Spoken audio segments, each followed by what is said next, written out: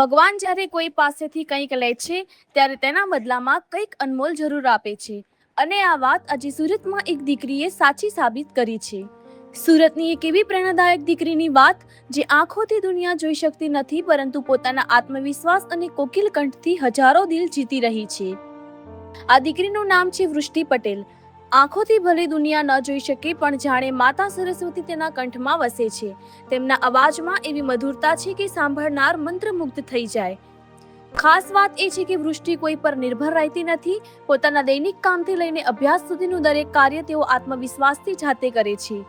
માત્ર એટલું જ નહીં, સ્કૂલમાં લેપટોપ દ્વારા પરીક્ષા આપી અને શ્રેષ્ઠ પ્રદર્શન કરીને ટોપ પણ કર્યું. વૃષ્ટિ ક્યારે પોતાને અંધ નથી માનતી. તેઓ પોતાની મર્યાદાને નબળાઈ નહીં પરંતુ પોતાની શક્તિ માને છે. આજે વૃષ્ટિ પટેલ જેવી દીકરી સમાજ અને દેશ માટે એક જીવંત પ્રેરણા બની છે, જે શીખવે છે કે જો હિંમત અને આત્મવિશ્વાસ હોય તો કોઈ પણ મુશ્કેલી સફળતાનો રસ્તો રોકી શકતી નથી. આ એક એવી કહાની છે જે આંખો નહીં દિલથી જોવાની છે.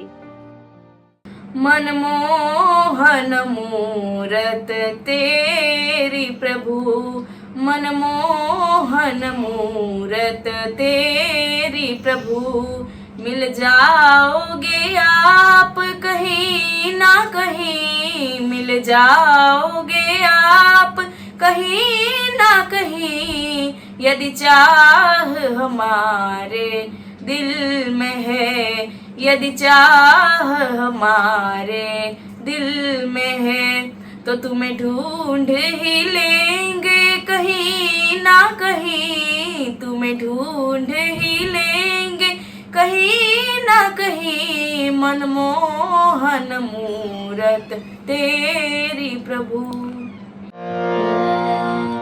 જીવનના સૂર ચાલે છેક તાર દિલમાં, જીવનના સૂર ચાલે છેક તાર દિલમાં, ભક્તિ કરી રે જાઉં છે મારો પ્યાર દિલમાં, ભક્તિ કરી રે જાઉં છે મારો પ્યાર દિલમાં, જીવનના સૂર ચાલે છેક તાર દિલમાં.